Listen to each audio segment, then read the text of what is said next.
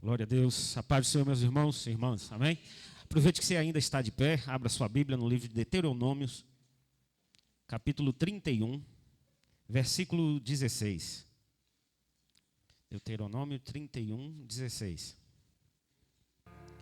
Amém? A palavra nos diz assim nessa manhã: disse o Senhor a Moisés: Eis que estás para dormir com os teus pais, e este povo se levantará e se prostituirá, indo após deuses estranhos na terra para cujo meio vai, e me deixará, e anulará a aliança que fiz com ele. Amém. Feche teus olhos nessa hora em nome de Jesus. E ore comigo pelo entendimento dessa palavra, pela ação do Santo Espírito nesse lugar, sobre a minha e sobre a sua vida.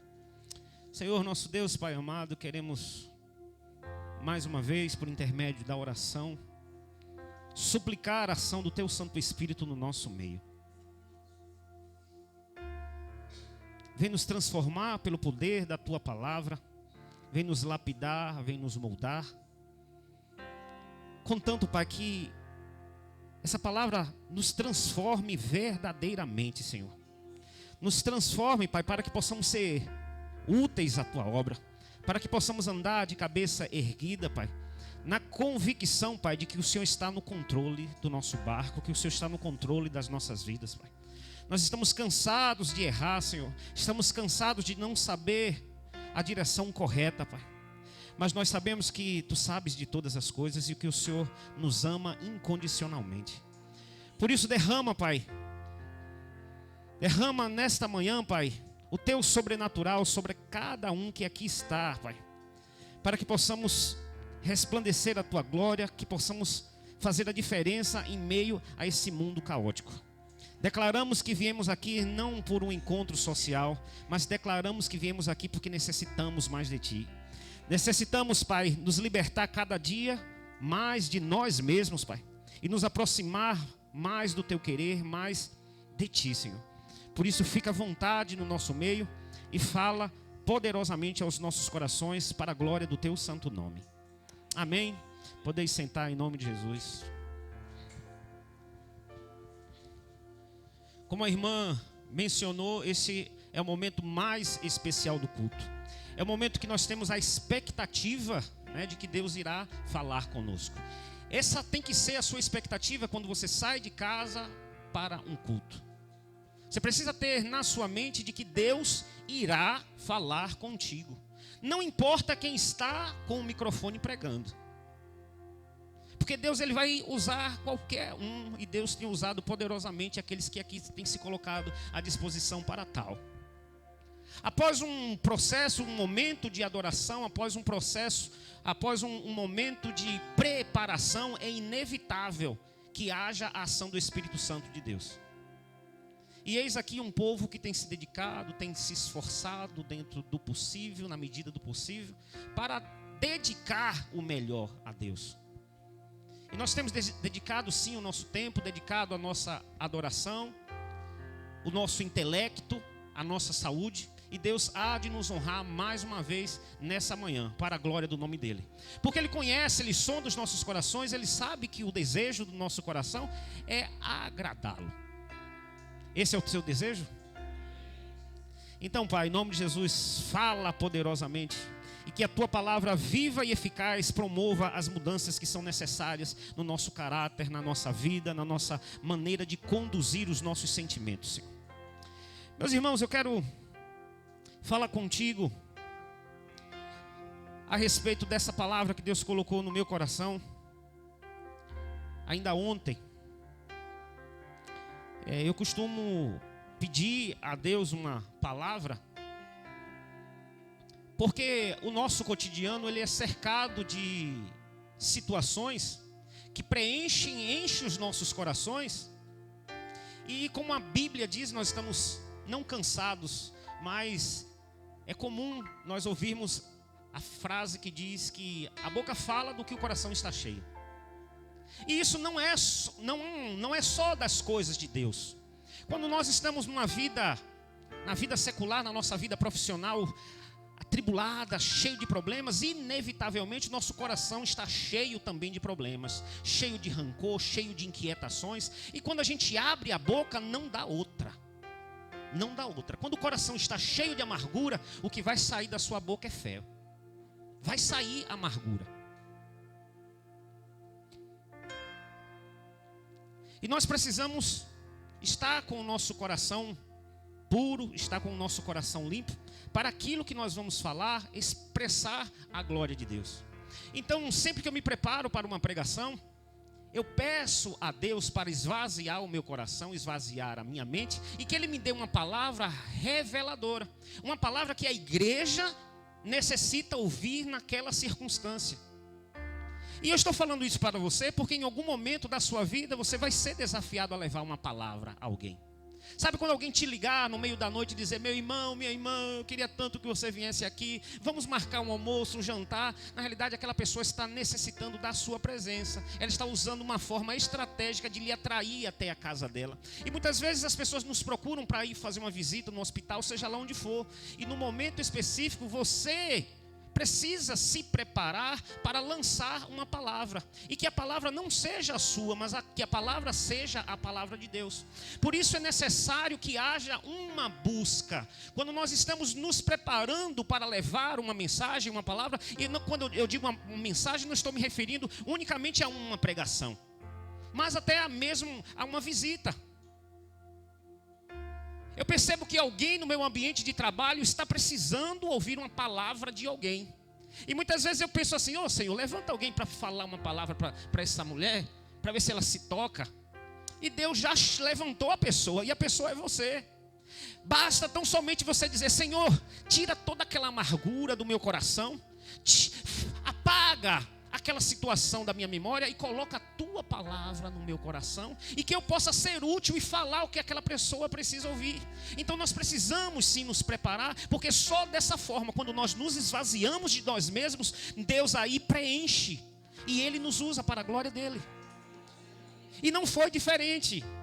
Eu tenho pedido a Deus para esvaziar-me de mim mesmo e me encher da porção dEle, e que eu fale aqui o que Ele gostaria de falar contigo. Amém? E Deus nos fala nessa manhã a respeito de um diálogo que Ele teve com o seu servo Moisés. Com este grande homem, este grande profeta, este homem que realizou um grande feito com o povo de Deus, com o povo de Israel. Um homem usado poderosamente por Deus. E nós estamos aqui em meio a um diálogo em que Deus diz assim: eis que estais para dormir. Estais para dormir com os teus pais. Você entende o que ele está falando? Semana passada, a irmã trouxe algo muito parecido, né? Quem foi que a irmã falou na semana passada? Ezequias. Deus também deu uma palavra dizendo: olha, é chegado, prepara a tua casa porque o teu dia está próximo. E Deus também nos fala nessa manhã algo muito parecido, porque Ele diz: eis que estás para dormir com os teus pais, e este povo se levantará e se prostituirá, indo após deuses estranhos na terra, para cujo meio vai, e me deixará e anulará a aliança que fiz com ele. O Senhor acaba de falar duas coisas tremendas para Moisés. Ele deu em uma só mensagem, ele deu duas grandes informações que abalariam aquele grande homem. Uma delas, ele fala a respeito das consequências, e eu quero começar de lá de baixo para cima. As consequências da prostituição. O Senhor disse: olha, este povo se levantará e se prostituirá. O Senhor, Ele abomina a prostituição. E quando nós falamos de prostituição, é muito comum nós trazermos à memória a nossa questão carnal. Mulheres que se deitam com vários homens, que não são os seus, não é o seu. Homens que se deleitam com mulheres que não é a sua. Isso é prostituição, no âmbito natural. E o que seria prostituição no âmbito espiritual? É muito parecido, é muito parecido. Mas antes de falarmos a respeito das atitudes que demonstram prostituição aos olhos de Deus, eu quero te dizer a respeito das consequências disso. Nós precisamos definitivamente nos afastar dos nossos vícios, das nossas prostituições em todos os âmbitos, porque elas, assim como a obediência traz promessas de bênção sobre as nossas vidas, a desobediência, as transgressões às leis de Deus trazem maldição sobre o povo de Deus. E não existe maldição pior do que a ausência de Deus, o afastamento, o ignorar de Deus. Você já provou disso alguma vez na sua vida? A sensação de que Deus já não fala mais com você, a sensação de que Deus está presente na vida das outras pessoas, mas Ele não está olhando para você? Que situação desesperadora. Eu já vi alguém em meio a essa situação, de entrar numa crise mental de que, meu Deus, cadê o Senhor? Cadê o Senhor? O que é que eu estou fazendo nesse planeta? O que eu estou fazendo nessa vida sem a Tua presença? E eu vi um desespero total no semblante daquela pessoa. E o povo de Israel viveu 400 anos, exatamente longe da presença de Deus. Eles sabiam o que era isso. E eu penso que pelo fato de passarem tanto tempo, a grande maioria acabou se acostumando com isso. Porque Deus diz, olha, a prostituição que este povo se levantará e se prostituirá, indo após deuses estranhos, na terra cujo meio vai, e me deixará, e anulará a aliança que fiz com ele. A atitude de prostituição, tanto no mundo carnal como espiritual, quebra a aliança que Deus tem conosco. No versículo 17 ele continua dizendo, neste dia a minha ira se acenderá contra ele. Ouça o que Deus nos diz nesta manhã, que esta atitude quebra a aliança, e que neste dia a minha ira se acenderá contra ele, desampará-lo-ei, e dele esconderei o rosto, para que seja devorado. E tantos males e angústias o alcançarão, que dirão naquele dia, não vos alcançaram estes males, por não estar o nosso Deus no meio de nós? É inevitável que quando há ausência de Deus, há ação excessiva do maligno. E a Bíblia nos garante que ele vem para matar, roubar e destruir. É esse o papel de Satanás na vida do povo de Deus. Ele vem para matar, roubar e destruir. Agora, ele tem autonomia, ele tem autoridade para tal, quando nós retiramos a presença de Deus. Porque quando Deus está no barco, a tempestade, ela tem autoridade para acontecer. Ela não tem, é para fazer o barco naufragar. A tempestade, ela não tem autoridade para trazer a derrota, a falência, trazer a morte. Ela pode se manifestar, mas Deus estando no barco, há um limite da ação do inimigo. E nós precisamos ter cautela assim com as nossas atitudes, porque muitas vezes nós nos encontramos em situação de extrema maldição e a gente fica a se perguntar, meu Deus, onde o Senhor está? E é uma boa pergunta que nós devemos fazer sim a cada dia. Senhor, onde o Senhor está em meio à minha família? Por que tanta maldição? Por que tanta perseguição? Por que tanto sofrimento? Que maldição é essa? E eu te digo nesta manhã, para a glória de Deus, é só atrair a presença dEle, que Ele vai promover o equilíbrio nessa balança. Está faltando porção de Deus nessa balança, para que haja este equilíbrio, porque assim como é natural as tempestades, também são naturais as bonanças. Nós não podemos nos conformar apenas com tempestades. Não podemos nos conformar apenas com tristeza. É necessário que haja essa mediação. E a Bíblia nos diz que há um mediador entre nós e Deus. E o nome dele chama-se Jesus Cristo de Nazaré. É Ele que precisa estar no centro das nossas vidas. Porque Ele vai nos dar esse equilíbrio. E muitas vezes nós estamos aqui invocando, aprendendo sobre tudo isso. Aprendemos a importância de Jesus, compreendemos sim que é importante a presença de Jesus nas nossas vidas. Mas Ele nos diz, não sei se você se lembra, no momento da Santa Ceia, que Ele diz: aquele que não beber do meu sangue, aquele que não comer da minha carne, não é digno de mim. E eu te digo que para sermos merecedores, sermos dignos da presença de Jesus Cristo na minha casa, na sua casa, é necessário beber do teu sangue, é necessário comer da tua carne. E quando eu lhe falo isso, não é para dizer que você tem que estar aqui no culto da Santa Ceia. Sabe, existem crentes de Santa Ceia, eles são exclusivos de Santa Ceia. Eles só vão para o culto de Santa Ceia, porque eles acham que ali há um poder de purificação ao comer aquele pão simbólico, ou tomar daquele vinho simbólico. Eu te digo que não há isso. Beber do sangue e comer da carne de Cristo quer dizer: faça valer o meu sacrifício. Não despreze o meu sacrifício. Porque os sacrifícios eram feitos naquela época e as pessoas consumiam o sacrifício. As pessoas não só levavam aqueles animais para serem sacrificadas no altar, mas eles também banqueteavam-se com aquele churrasco. Aquele sacrifício acabava tornando-se um churrasco, porque todos se deliciavam. Então aquela morte, ela não era em vão, não era vã. Porque Deus recebia o sacrifício do derramamento do sangue e as pessoas se deleitavam com a carne. Não era um sacrifício vão.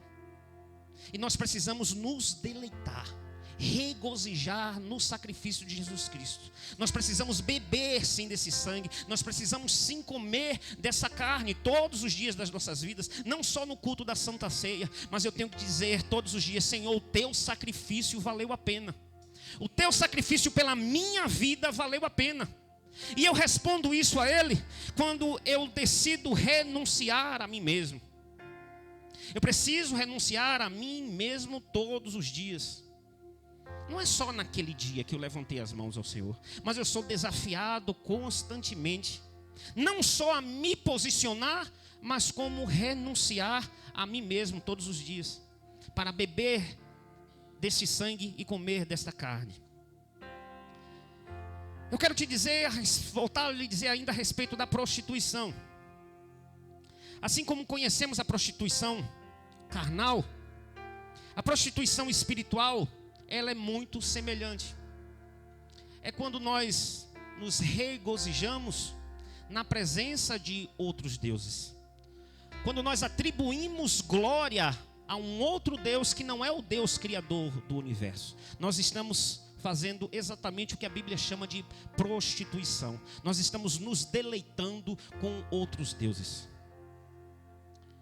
E às vezes nós nos blindamos pelo fato de estarmos filiados a uma instituição, por ter um dia levantado a mão para Cristo, por termos nos batizado, e às vezes ainda temos alguns hábitos que representam para Deus essa prostituição.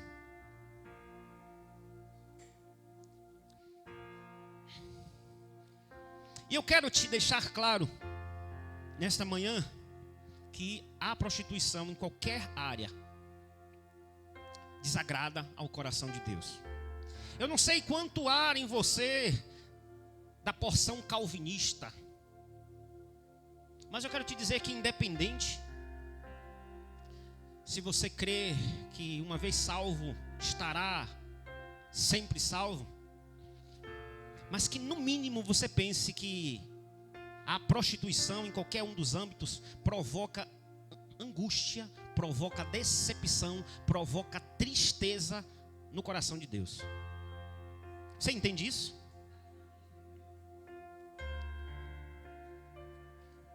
Feche os teus olhos mais uma vez. Senhor, meu Deus e Pai amado, o Senhor nos disse que não nos deixariam órfãos, mas que enviaria a nós o Teu Espírito Consolador. O Teu Espírito que teria uma árdua missão: convencer-nos de que somos pecadores. Então eu quero te pedir, Senhor, em nome de Jesus, que nessa manhã, mais uma vez, nos convença das nossas prostituições, nos convença daquilo que tem sido deuses estranhos nas nossas vidas.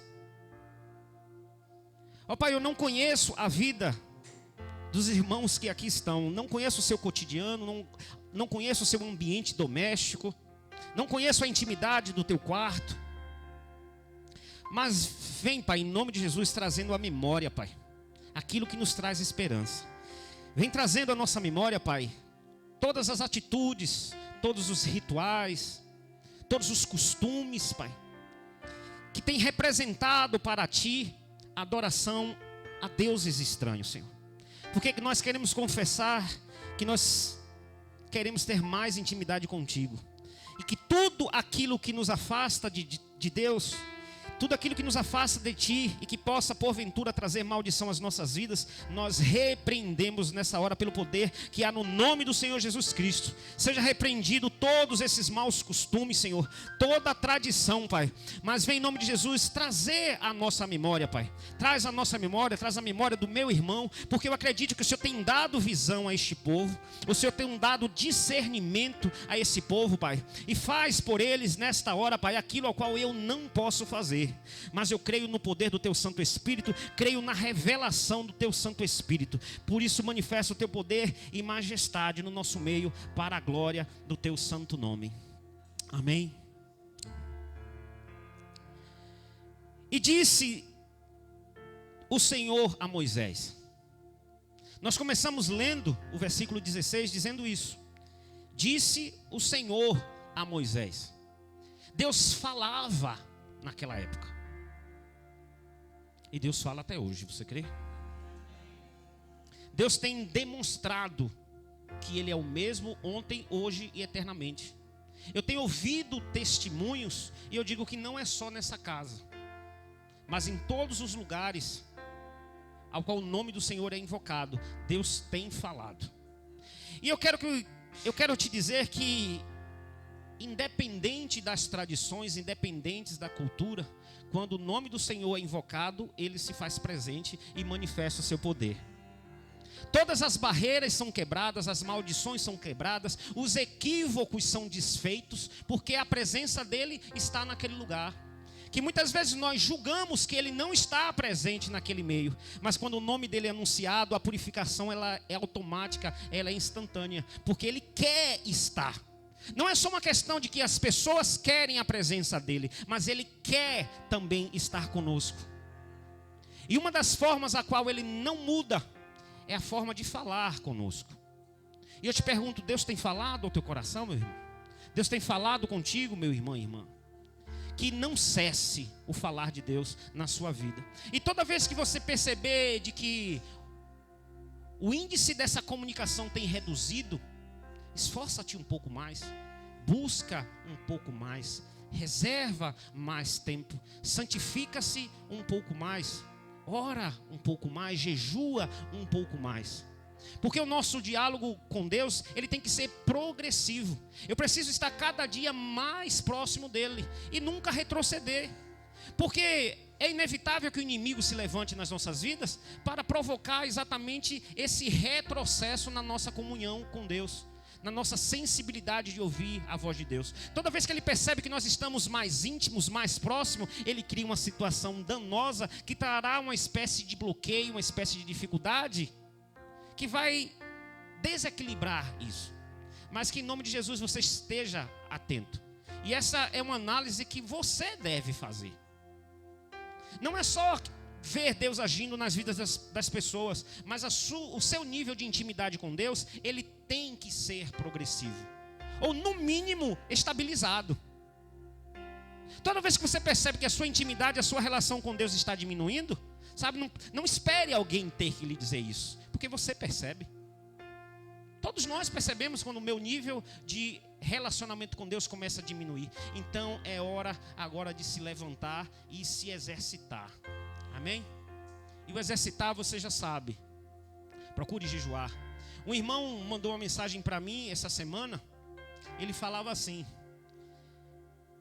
Deus me despertou na madrugada e pediu para te dizer que avise a igreja para orar e jejuar mais.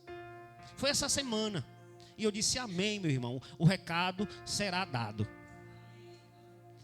E o fantástico disso é que quando Deus fala algo, às vezes a gente olha em volta e fica se perguntando, mas por que e para quê? Por que Deus nos mandaria jejuar e orar mais? É simplesmente porque Ele necessita disso? E eu te digo que não, é porque Ele conhece lá na frente, Ele conhece o futuro, Ele conhece as dificuldades vindouras. E Ele quer nos blindar, Ele quer nos deixar resistentes, fortes. E aqueles que têm ouvido, ouçam o que o Espírito diz às igrejas. Que você desenvolva, desperte-se cada dia mais para o jejum e para a oração. Comece paulatinamente, comece devagar. Você que tem dificuldade de jejuar, mas eu tenho esse problema e aquele outro. Vá orando a Deus e vá fazendo da forma que dá. E vai evoluindo, se consegue 1 hora, na outra semana você já consegue 2, já consegue 3, já consegue 4. E é uma vitória após a outra. À medida que você convida o Senhor Jesus, aí Ele entra no barco e vai dando vitória, vai dando vitória. Não confie simplesmente na força do seu braço, mas todos os desafios, convide o Senhor Jesus para lhe fortalecer e lhe dar capacidade. Agora, não entre em um desafio, seja ele qual for, em especial o jejum, dizendo eu não consigo. Porque se você disser que não consegue, você está certo. E se você disser que irá conseguir, você também estará certo. Você entra numa empreitada dizendo que não vai conseguir, você não vai conseguir mesmo. Agora, quando eu entro na empreitada dizendo porque eu vou conseguir, porque o Senhor estará seguro nas minhas mãos e me dará a vitória. Se você tem essa convicção e você profetiza, e outra coisa que eu te digo nessa manhã, é importante que você externe essa vitória a qual você deseja. Externe, compartilhe. Porque Deus ama dar honra aos teus servos. E quando nós compartilhamos o nosso sonho, o nosso desejo, Deus vai lá, olha, no momento não era nem agora, mas como meu servo já até externou, eu preciso dar essa vitória para ele, para que os outros vejam o Deus que ele serve. E disse o Senhor a Moisés, e Deus nos fala nesta manhã, e Deus nos fala cada coisa.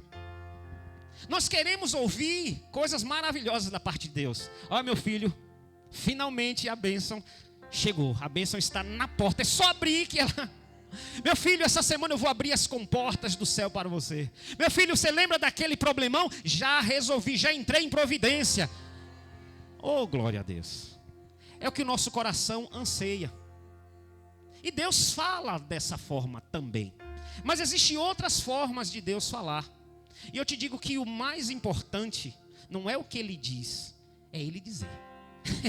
Ele abrir a boca e falar. Porque quando Ele abre a boca e fala, você tem a certeza e a convicção de que Ele está seguro, de que Ele está no controle das coisas. Se Ele diz, olha meu irmão, olha, você está em meio a uma tempestade, mas eu tenho uma notícia para te dar, agora vem um furacão. Você pode abrir a boca e dizer, glória a Deus, porque essa notícia vem de ti e o Senhor vai me garantir. Sabe quando a notícia ela é danosa, mas vinda da parte de Deus? Tranquiliza o teu coração, porque Ele vai lhe garantir.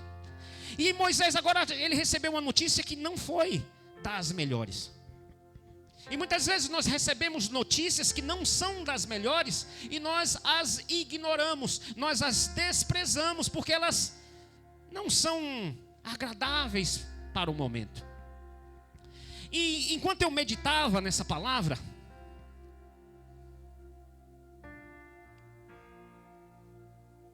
E os dias têm sido muito corridos. Mas Deus supre as nossas necessidades no momento certo. Ele percebe as lutas, percebe as dificuldades. E Ele diz, olha, não deu naquela hora, mas quando der ali eu vou criar uma situação. E Deus promoveu uma situação de que eu recebi no Zap um vídeo de um amigo católico. E pense num vídeo maravilhoso, a mensagem contida naquele depoimento de um missionário católico. Eu não sei se era padre, ele pode ser até padre, mas se for um padre ele é bem moderno, porque ele estava no púlpito vestido bem moderno, de uma camisa polo, tal. Ele estava bem à vontade. Os padres não costumam, né, ministrar uma missa. Eu não sei nem exatamente se era uma missa. Eu sei que ele deixou claro de que era um encontro católico. E ele deu um testemunho bem oportuno para o que estamos falando, para o que eu estava buscando da parte de Deus. Então eu compreendo de que foi providência de Deus para ilustrar a mensagem nesta manhã. Diz que ele estava no carro dele, passando em um semáforo. Na hora que ele parou, ele disse que ouviu Deus falando assim: dê R$20 a esse menino aí.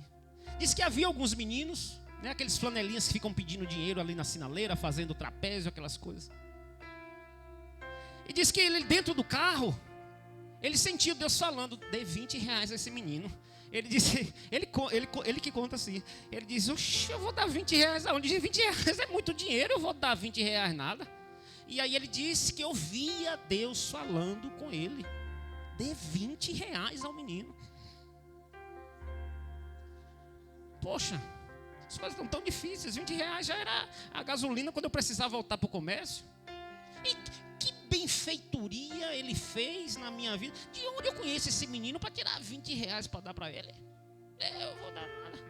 Deixa eu ligar o rádio aqui, aumentar o volume aqui para eu me desconcentrar. Tira essa besteira da minha cabeça. E aí, nada do sinal abrir.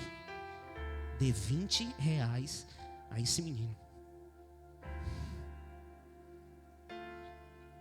Então, ele ainda relutando, seguro. O menino agora se aproxima do vidro dele e diz: meu Deus do céu. O menino se aproxima, não é possível que ele vai bater no meu vidro. Aí o menino bate no vidro do carro, ele baixa o vidro e diz: e aí, o que foi? Ô moço, me deu um trocado. Aí ele disse que olhou ali onde ficam as moedas. Aí ele viu que tinha uma cédula de R$2. Ele fez essa. Aí entregou na mão do menino todo feliz. Aí quando ele entregou, o menino olhou assim e fez: ô moço, muito obrigado, Deus lhe abençoe, viu? Só falta 18 agora para eu comprar o remédio da minha mãe. Só falta 18 para comprar o remédio da minha mãe. Aí ele disse que aquilo foi um murro, foi uma facada. Ele fez 18 mais 2 é 20. Que negócio é esse? Ele ficou congelado. E o sinal abriu, ele arrastou o carro. E ele disse que andou uns 2 quarteirões e Deus continuou cobrando a ele. Só que agora penso eu que ele está cheio do Espírito de Deus. Ele agora retornar, enfrentar as dificuldades de um retorno longo, a possibilidade de ter que pagar um pedágio para retornar aquele menino, nada mais o impediria dele voltar, porque ele agora estava cheio do Espírito Santo. Ele não menciona isso, mas isso é o que eu compreendo, que fez com que ele decidisse retornar para ter com aquele menino. Ele disse que agora teve que fazer um longo percurso para chegar e falar com aquele menino. Ele disse que era uma situação inquietante, que ele não conseguiria mais ir fazer outra coisa se não fizesse isso. Então ele retorna e fez: Senhor, se é do Senhor mesmo. Ele ainda estava com dúvida. Eu não sei se ele estava com dúvida ou se ele não queria liberar os R$18. Eu só sei que ele disse: Senhor, se é do Senhor, eu vou chegar e aquele menino vai estar lá no mesmo lugar. E eu vou ter acesso a ele fácil. Eu não vou descer do carro também. Eu vou voltar. Agora descer do carro para falar com ele, não. Aí ele conta que ele desceu, ele fez todo o percurso, E aí quando chega no semáforo, quem é que está lá? O bendito do menino. Aí ele baixou o vidro. Aí fez: garoto, vem aqui, vem aqui. Aí ele: ô moço, que foi? Veio todo alegre e fez: vem cá, que história é essa de remédio? Me conta aí para eu saber. Ele não estava acreditando na conversa do menino. Que história é essa de remédio? Ele fez: não, é porque minha mãe está doente em casa e tal. E eu saí com essa responsabilidade de voltar com um remédio que custa R$20. Você não está mentindo não, rapaz? Tô não, senhor. Então entra aqui no carro que a gente vai ali na farmácia. Opa, aí o menino correu, entrou no carro. E aí ele foi na farmácia. Aí o menino já foi dizendo: aqui, ó, nessa farmácia aqui, ó, tem aqui, tá. Aí ele foi, estacionou na porta da farmácia e entrou. Esse moleque, ele está pensando que vai me enrolar. Bora lá. Aí entrou: ô moça, tudo bom? Esse remédio aqui, a senhora tem? Tem, sim. E quanto é que custa? Pode falar. R$20. Aí ele disse que foi mais uma descarga. Ele fez: meu Deus. Ali ele disse que ficou constrangido, com muita vergonha. E então ele pediu o remédio, pagou e entregou aquele menino. E ele disse que já estava cansado de apanhar daquele menino. E quando ele pensou que o menino já tinha acabado de bater nele, na hora que ele entregou o remédio ao menino, o menino devolveu os R$2 para ele, dizendo que não precisava, que ele só precisava do remédio e mais nada. Então ele disse que ele estava completamente envergonhado, porque ele se via como um homem de Deus, ministro da palavra, e não teve a sensibilidade de entender uma voz de comando de Deus. Então ele disse que ali ele abriu a carteira, pegou todo o dinheiro que tinha e deu para o menino e fez: não, aceite, leve, porque você me ensinou demais hoje. A aula que você me deu aqui, não tem dinheiro que pague. E outra coisa, eu vou te levar em casa. Você mora onde? E aí, se você pensa que a surra tinha acabado, ainda tinha mais chicotada. Ele então perguntou: onde é que você mora? Aí o menino deu umas referências geográficas que ele disse: meu Deus, é na minha rua. É na minha rua que o menino mora. Senhor, o que o senhor quer falar comigo? Então ele bota o menino no carro, ainda certo de que a surra acabou. Agora não vai ter mais nada. Agora eu já estou com as costas todas roxas. Não vai ter mais nada. Eu vou largar esse menino lá na porta de casa e aí no percurso para casa, diz que ele vai conversando, tentando puxar um assunto com o menino. Então pergunta, deve ter perguntado várias coisas, e dentre elas: quem é seu pai, quem é sua mãe? E ele não conhecia. E ele vai percorrendo. Quando ele percebe, ele está na porta da casa dele, passando pela porta da casa dele. Diz que 50 metros após a casa dele, o menino disse: é aqui. Aí ele desceu do carro, o menino desceu do carro gritando: mãe, mãe, mãe, mãe, mãe. Aí a mãe abre a porta e vem. E ele disse que aquela mulher não era nada mais, nada menos do que uma intercessora do ministério dele. Era alguém que estava diariamente com ele, necessitada, e ele não tinha a sensibilidade de perceber a necessidade do próximo. Que ele estava tão envolvido com os distantes, que ele não tinha capacidade de ver a necessidade do próximo. É o próximo que Deus nos pede, que estejamos cada dia mais próximos, amando cada dia mais, fortalecendo-nos uns aos outros. E é assim que Deus faz. Ele fala assim conosco, Ele fala com cada um de nós. Agora depende da dureza do teu coração de aceitar ou não. Depende da sua sensibilidade para perceber de que é Deus que está falando e Ele quer que as coisas sejam feitas daquela forma. Ele chega para Moisés Sabe, depois de tantos anos de servidão, depois de tanto sofrimento. E eu quero trazer à sua memória de que, eu não sei se você, até onde você conhece a história de Moisés, mas que Moisés, ele passou por dificuldades desde o seu nascimento. Ele nasceu numa época em que o faraó disse: olha, mata todos os meninos. E a mãe foi obrigada a colocá-lo em um cesto, em um rio. Mas Deus o honrou desde sempre, porque havia um propósito na vida dele. Deus tinha um propósito com ele, e Deus tem um propósito contigo. Talvez você não saiba ainda que propósito é esse. Talvez você veja o propósito que Deus tem na vida do outro. Talvez isso esteja mais perceptivo, porque é mais fácil identificar o propósito que Deus tem na vida do outro.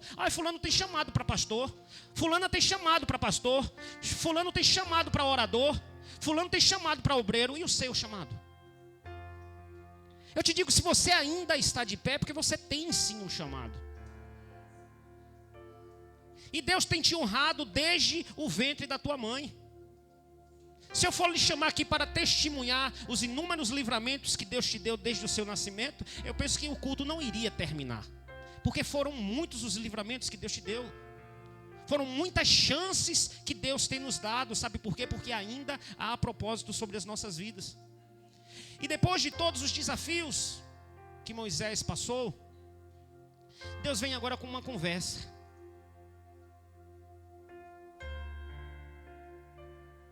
Eis que estás para dormir com os teus pais. Deus vem com a notícia de morte para Moisés. Vem dizer: olha, Moisés, é findado o teu tempo. Nós ouvimos aqui na semana passada que o rei Ezequias, ele pediu para viver mais. Não foi isso? Eu não sei se eu procurei direito, mas eu procurei em algum momento em que Moisés disse: não, Senhor, não me leva agora não. E eu não achei. Moisés não debateu com Deus, dizendo: Senhor, me preserva um pouco mais, eu quero viver mais. Ele simplesmente a aceitou. Ele aceitou com maior naturalidade. E eu fiquei a me perguntar: mas Senhor, por que ele aceitou? Por que ele não pediu um prazozinho a mais para viver na terra? Usando até o argumento: mas Senhor, as tuas promessas na minha vida, o meu chamado não encerrou, porque o chamado de Moisés ainda não tinha encerrado. O chamado dele era não só libertar o povo da escravidão do Egito, mas levá-lo à terra prometida. E eles ainda estavam vagando em meio ao deserto. O chamado de Moisés não estava concluído. E Deus agora chega com essa novidade: olha, é chegado o fim. E Moisés compreende que é melhor descansar nos braços de Deus do que permanecer em pé, energético, determinado, sem estar no propósito de Deus. Ele entendeu que o propósito de Deus agora era um novo ciclo, e um ciclo mais temido pela humanidade seria o ciclo da morte. Moisés estava em um estágio ao qual ele tinha capacidade de entender a ordem natural das coisas, que não valeria a pena estar pedindo a Deus prazo de extensão de vida, porque ele já sentia na sua pele, já sentia na sua carne o cansaço de que ele não conseguia mais ser útil como deveria, que aquela missão agora estava se tornando um fardo, e que ele confiava sim no amor de Deus e na palavra que a irmã mencionou, que a vontade de Deus ela é boa, perfeita e agradável. Então, se Deus diz: olha, agora é a hora de descansar, você pode dizer: agora é sim a hora de descansar. Eu preciso entender a ordem natural das coisas, e que Deus não irá mudar a ordem natural das coisas sem um propósito. Então, se ele não tem um propósito, ele não vai mudar a ordem natural. Eu acredito que ele fez o sol parar. Você acredita? Ele mudou a ordem natural das coisas? Mudou, mas quando há um propósito. Então, se ele decide naturalmente, normalmente, ele não muda a ordem natural das coisas. Então, o que eu estou lhe dizendo?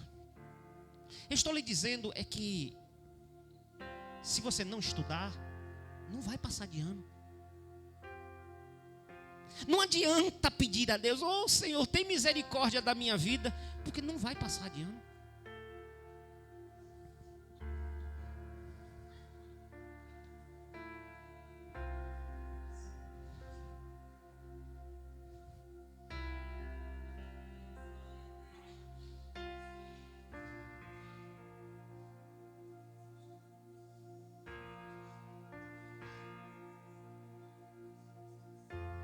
Se você não regar, a semente não irá brotar. E às vezes a gente quer que a semente brote, a semente do amor brote no nosso relacionamento. E quando, ao invés de regar, eu pisoteio, a semente não germina, a semente não brota. Há uma ordem natural das coisas e Deus não vai alterar para o seu belo prazer. Deus não vai alterar a ordem natural das coisas simplesmente para lhe agradar. É necessário esforçar-se. O reino de Deus, ele é conquistado à força. E quando a Bíblia nos diz isso, é conquistado à força, não é que tem que ser na violência, mas é que conquistado com esforço. Nós precisamos nos esforçar na medida do possível para ter resultado. Às vezes a gente quer congregar em uma igreja bonita. Deus prepara a igreja bonita. E eu te digo que isso não é trabalho de Deus, não é trabalho do Espírito Santo, é trabalho dos homens. Você quer ter uma igreja bonita? Construa essa igreja bonita. Você quer ter uma igreja agradável? Ô Espírito Santo, torna o ambiente da igreja agradável. Ele não vai fazer isso. A ordem natural das coisas é você renunciar a si mesmo pelo amor ao próximo e tornar esse ambiente agradável. Porque o que torna um ambiente agradável não é a qualidade da cadeira, não é a qualidade do ar, não é a temperatura do ambiente, não é a sonoridade. O que torna um ambiente agradável é quem está sentado do meu lado. O que mais segura alguém em uma igreja não é a ação do Espírito Santo. Talvez você fique a se perguntar o que é isso. Mas o que mais segura pessoas dentro de uma igreja é o relacionamento. Sabe por quê? Porque Deus, ele está em todos os lugares. Ele é onipresente. Então eu não necessito congregar aqui para sentir a presença de Deus, para ouvir a voz de Deus, porque pela misericórdia dele, ele tem usado inúmeras pessoas pelo mundo afora. Agora o que o grande motivo que eu tenho para congregar aqui é a comunhão. Se falta comunhão, eu não tenho mais o que fazer aqui nesse lugar. E eu penso que é assim com todos. Nós precisamos permitir que a ordem natural das coisas aconteça. E a ordem natural das coisas em meio à obra é que haja essa comunhão, que haja esse amor. Porque se não há esse amor, não adianta estar pedindo, Deus, manifesta o seu poder, reverte o quadro. Ele não vai fazer nada. Deus tem outras coisas para fazer, coisas que não está na nossa competência, não está na nossa capacidade. E é isso que você precisa entender a respeito da ordem natural das coisas. Não peça para Deus transformar aquilo ao qual você que tem que se transformar. E se Deus diz, olha, que é chegado o tempo, é chegado o tempo e ponto final. Não adianta choradeira, não adianta pedir. Porque às vezes você pede isso e aí vem desastre das nossas vidas. Porque quando Deus diz, olha, terminou, é porque o ideal é que termine.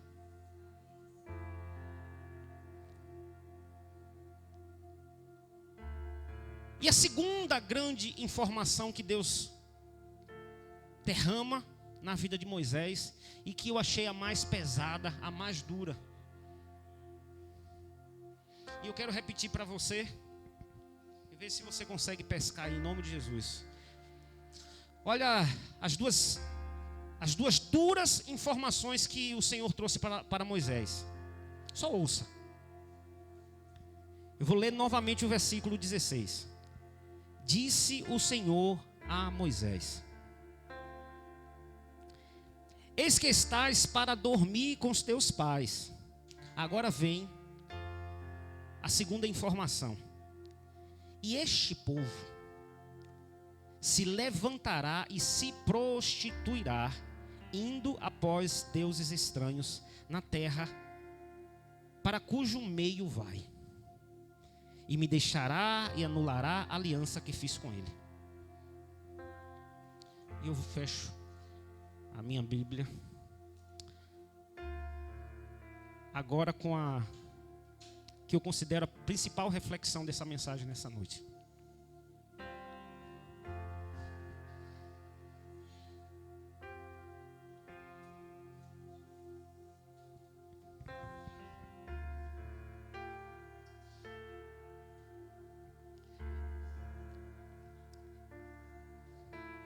Eu fiquei a me perguntar, mas Senhor, a morte, eu não conheço nenhum homem que em sã consciência pede a morte. Em sã consciência não. Em sã consciência, sem estar com amargura. Eu já vi gente no último estágio de um câncer pedindo oração para se levantar, porque ainda estava em sã consciência. Isso me inquietou bastante.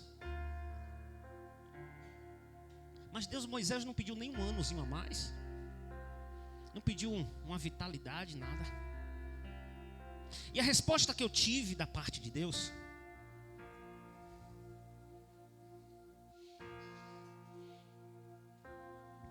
era que Moisés estava decepcionado com a sua performance. Moisés estava decepcionado com o seu chamado. Porque ele passou 40 anos no deserto com aquele povo, com uma missão: levá-los à terra prometida. E o que nessa meditação Deus deixou claro para mim é de que Moisés não entendeu que havia duas Canaãs. Havia a terra que manava leite e mel, e existia a Canaã celestial, a qual Moisés tinha o dever de guiar aquele povo. E quando Deus diz para ele: Moisés, após a sua morte, o seu povo vai se prostituir, vai se desviar, Deus estava dizendo: olha, você fez um péssimo trabalho.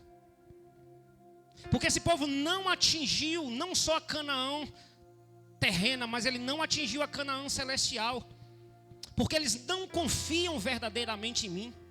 Eles não me conhecem o suficiente, eles não me conheceram o suficiente, eles não me conhecem de verdade. Porque o que os sustenta, o que sustenta ele de pé, é a sua vida. E aí eu te convido a voltar lá atrás, quando ele sobe ao Monte Sião, para ouvir o que Deus tinha a falar a respeito dos mandamentos. Foram 40 dias que ele se afastou daquele povo. Após inúmeras demonstrações do poder de Deus, após inúmeras demonstrações do amor de Deus para com aquele povo, ele viveu coisas a qual nós não vivemos nos tempos de hoje. Sabe por quê? Deus não deixou de realizar milagres, mas ele realiza muito menos. Sabe por quê? Porque milagres não aproximam ninguém de Deus. Porque se aproximasse, não tinha ninguém desviado. Não existia mais ninguém que não estivesse nos pés do Senhor. Porque não existe ninguém que não tenha provado de um milagre em sua vida, ou ter visto um milagre acontecer. Milagre não aproxima ninguém de Deus. Então a estratégia teve que ser mudada. Não é mais realização de milagres, é a ação do Espírito Santo que convence o homem de Deus. E eu percebo naquele momento que Moisés estava redondamente frustrado de ver que a idade dele chegou e que ele não conseguiu semear nos corações o respeito e o temor ao verdadeiro Deus. O que ele deixou semeado no coração daquele povo era a importância dele como sacerdote, como profeta.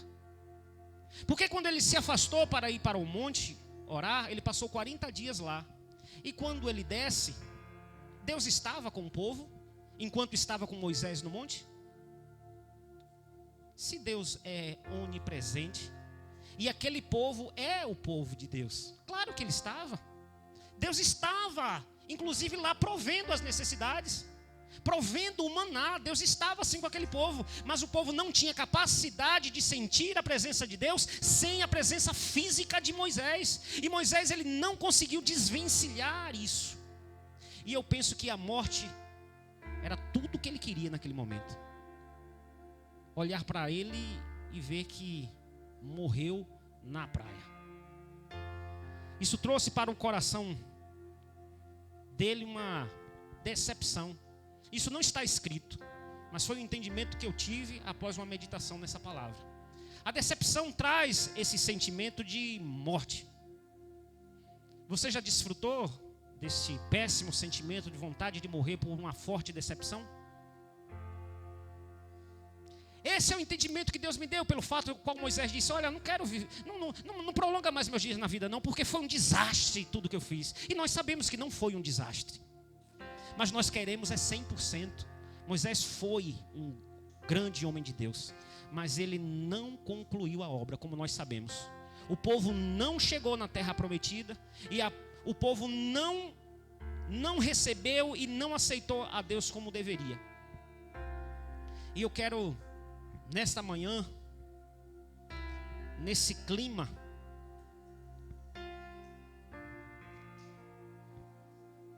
eu quero te convidar a estar de pé, porque nós vamos estar orando nesse sentido, a respeito de decepção.